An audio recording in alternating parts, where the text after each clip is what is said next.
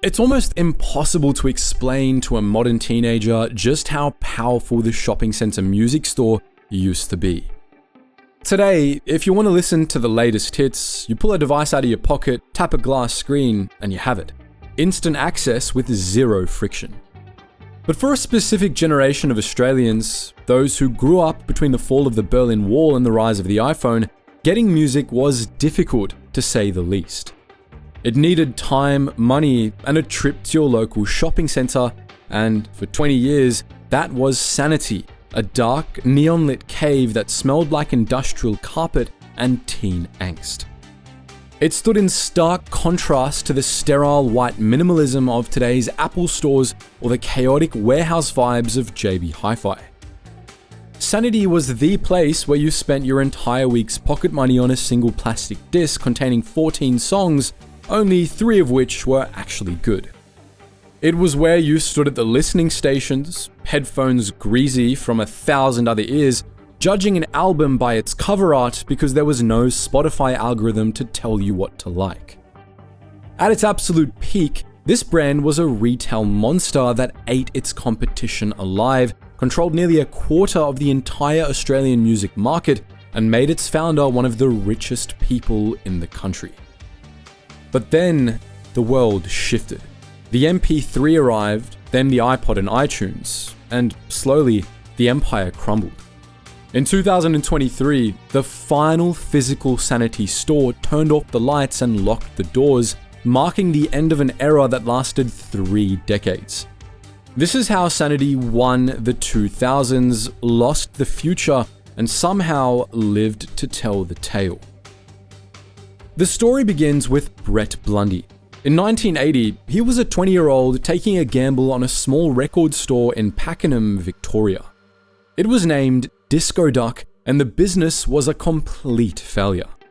He had no stock control systems, no clear idea of what the brand stood for, and very little experience. But rather than accepting defeat and going back to a normal job, Blundy treated the experience as a crash course in retail management.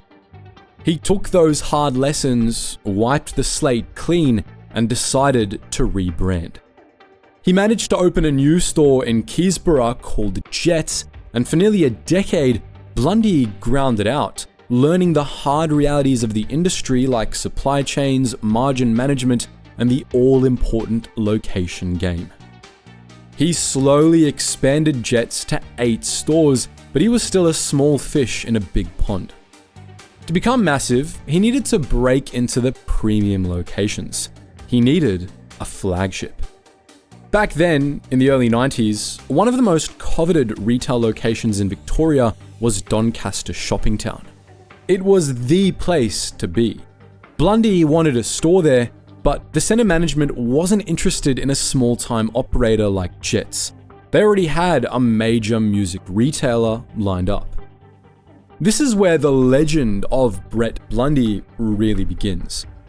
As the story goes, Blundy discovered that the existing record shop in the centre had collapsed overnight. Sensing blood in the water, he walked into the centre management office with 0 appointment and absolutely 0 fear.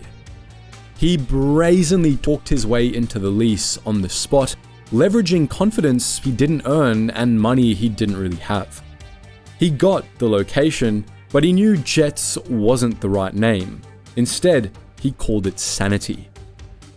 The timing was impeccable.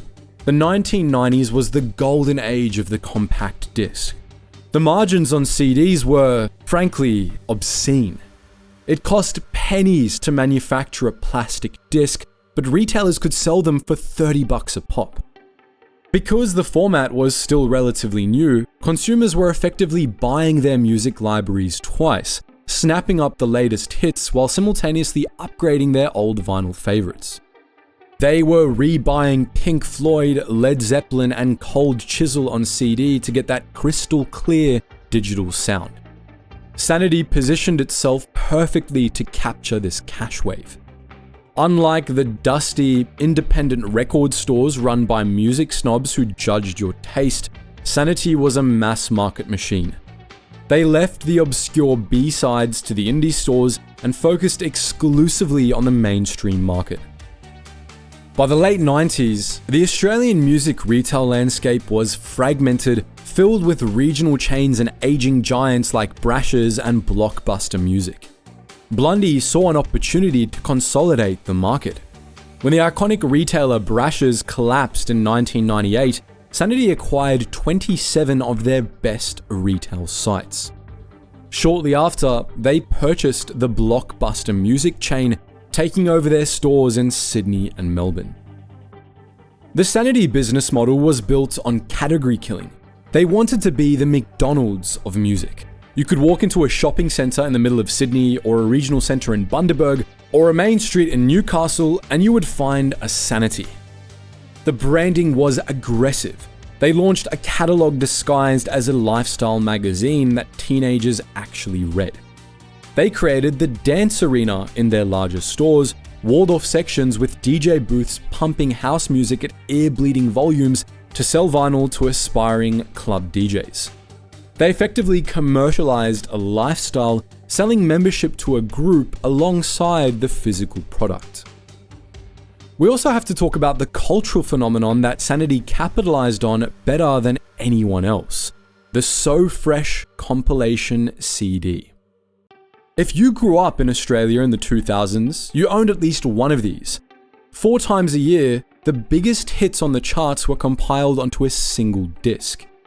Sanity recognized that these albums held the status of schoolyard currency.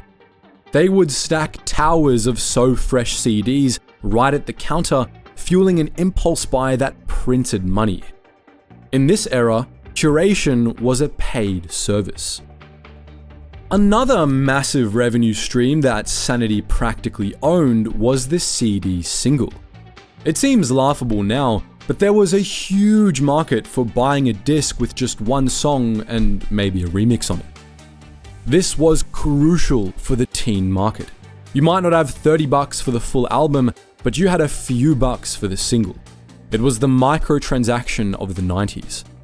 Sanity walls were lined with these slim jewel cases. This high volume, low cost turnover kept the foot traffic constant. Kids were coming in every week to see what new singles had dropped. By the turn of the millennium, Sanity was invincible. They had over 200 stores and controlled the charts. If Sanity didn't stock your single, you didn't have a hit. Record labels had to kiss the ring. It was a monopoly in all but name. But as history teaches us, the moment an empire looks invincible is usually the moment it starts to rot. While Sanity was busy counting its cash from selling Britney Spears CDs, the industry was about to face an existential threat that no amount of marketing could fix. In 1999, Sean Fanning and Sean Parker launched Napster. Almost overnight, the fundamental value of a recorded song collapsed. It transformed from a $30 product wrapped in plastic into a free file that could be shared between strangers. Then, in 2001, Steve Jobs unveiled the iPod. This was the moment that truly killed the CD's status. The cool factor of having a massive CD rack in your bedroom evaporated, replaced by the white earbuds that signaled you had 1,000 songs in your pocket. Sanity, to its credit, tried to fight back. In 2000, they jumped early into online music with a download deal on Sanity.com. It was a visionary move, proving that Blundy saw tides shifting, but the execution was flawed. The internet infrastructure wasn't ready, the record labels were paranoid and restrictive with rights, and the user experience was clunky. It failed to gain traction, and consumers simply turned to piracy. Why pay Sanity a monthly fee when LimeWire was free and easy? The CD single market, that massive revenue driver, vanished almost overnight. Why pay $5 for one song when you could download it in 30 seconds? But the threats didn't stop there. There was a monster growing in the physical retail space, too. A messy, chaotic, discount-heavy monster called JB Hi-Fi. The war between Sanity and JB Hi-Fi is a classic business school case study in specialist versus generalist. Sanity was a specialist, selling music and DVDs. That was it. Their stores were in premium, high-rent locations inside the glossy parts of the shopping center. They had to sell CDs at full price to pay that rent. They relied on the cool factor to justify the markup. JB Hi-Fi was different. They started in industrial estates and bulky goods centers where the rent was cheap. The key difference was that JB Hi-Fi had a massive inventory of high-margin consumer electronics. They sold plasma TVs, car stereos, and computers. This allowed JB Hi-Fi to use CDs as a loss leader. They could sell the new Red Hot Chili Peppers album at cost price, or even lose money on it just to get you in the door, because they knew there was a chance you'd walk out with a $2,000 television. Sanity couldn't compete with that. They didn't have a TV to offset the loss. They were being squeezed from both sides. Piracy was stealing their customers for free, and JB Hi-Fi was stealing their customers for cheap. Sanity tried to find a life raft in the DVD boom. For a few years in the mid-2000s, it looked like DVDs might save the business. TV box sets became the new cultural obsession. People were buying entire seasons of Friends, The Sopranos, and Lost, which made Sanity pivot hard, devoting half their floor space to movies. For a brief moment, the high margins of DVD box sets plugged the hole left by declining CD sales. But this was a temporary fix. Just as the internet came for music, streaming was coming for video. When Netflix eventually arrived, the idea of owning a physical box set became as obsolete as the CD single. But Brett Blundy saw the writing on the wall earlier than most, so he started his exit strategy. He began pouring his focus and capital into other ventures, particularly Lavissa, a fast fashion jewelry brand that had margins even better than CDs and required a fraction of the floor space. In 2009, Blundy sold the Sanity brand to Ray Itoi, a longtime executive who had started as a store manager and worked his way up. When Itoi took over, the industry assumed he was buying a corpse. Physical media was supposed to be dead by 2012. But Itoi pulled off one of the most impressive strategic pivots in Australian retail history. Instead of trying to fight JB Hi-Fi in the cities, he retreated. He looked at the map of Australia and realized that while the internet was killing retail in Sydney and Melbourne, there were hundreds of regional towns where the connection was slow, the shipping from Amazon was expensive, and the shopping centre was still the hub of the community. Sanity closed their expensive flagships and focused on places like Toowoomba, Bendigo, Albury, and Wagga Wagga. In these towns, Sanity was the only entertainment store. It was the only place to buy a gift for Christmas. Itoi also drastically changed the product mix. If you walked into a Sanity in 2015, you saw less music and more stuff.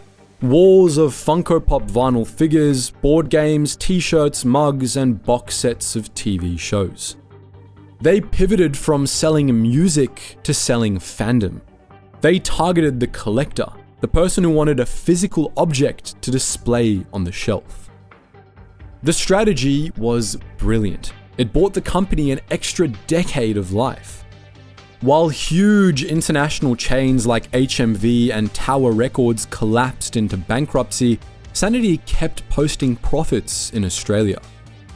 They ran a lean operation, negotiated ruthless rent deals in regional centres that were desperate to keep tenants, and rode the wave of the vinyl revival. Yes, in a supreme twist of irony, the very format Blundy's original Jet store had tried to kill, vinyl records, came back from the dead. Hipsters and collectors started buying LPs again for the aesthetic. Sanity was there to sell them the turntables and the deluxe 180-gram reissues. But you can't fight the tide forever. The government's restrictions in response to COVID accelerated the shift to digital shopping by 5 years in the span of 5 months. Even regional grandmas were learning how to use Amazon.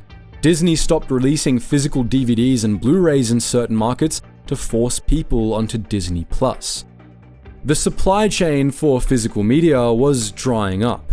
Consumer demand for CDs plummeted, but the more critical issue was that record labels had effectively stopped manufacturing them.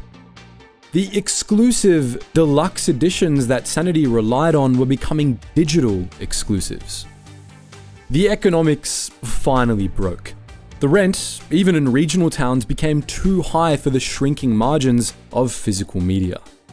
In January 2023, Sanity would close all remaining 50 physical stores by the end of April.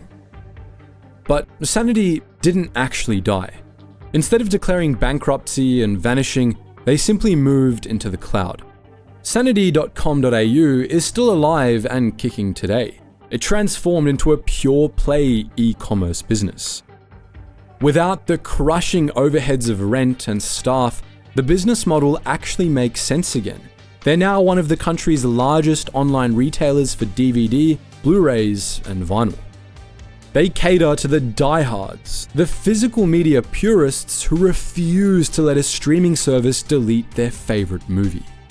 They focus on the high-value collector who wants the steelbook edition of a movie, not the casual viewer who streams it on Netflix. And what of Brett Blundy, the man who started it all with a disco duck shop? Well, he's doing just fine. In fact, he's better than fine. He's a billionaire, living primarily in Monaco. His investment vehicle, BBRC, is a global powerhouse, with Lavissa, the jewelry chain he nurtured while Sanity was slowly declining, now a global phenomenon with over 1,000 stores worldwide. Sanity was his training ground, the engine that built his initial fortune, but he was smart enough to know when to get off the ride. He proved that the most important skill in business isn't just knowing how to start, but knowing when to sell. So, what's the legacy of Sanity? It's easy to look back and laugh at the idea of paying $30 for a CD, but Sanity was more than just a price gouge. It was a tangible connection to culture. In a world before algorithms told us what to like, Sanity was where we went to discover it for ourselves. It was a place of human connection, of arguments over which band was better, of waiting in line at midnight for a release. Sanity won the 2000s by being aggressive, loud, and everywhere. It lost the 2010s because technology made its core product obsolete. But the fact that it survived until 2023, long after the iPod itself had been discontinued, is a testament to the resilience of the brand and the cleverness of its operators.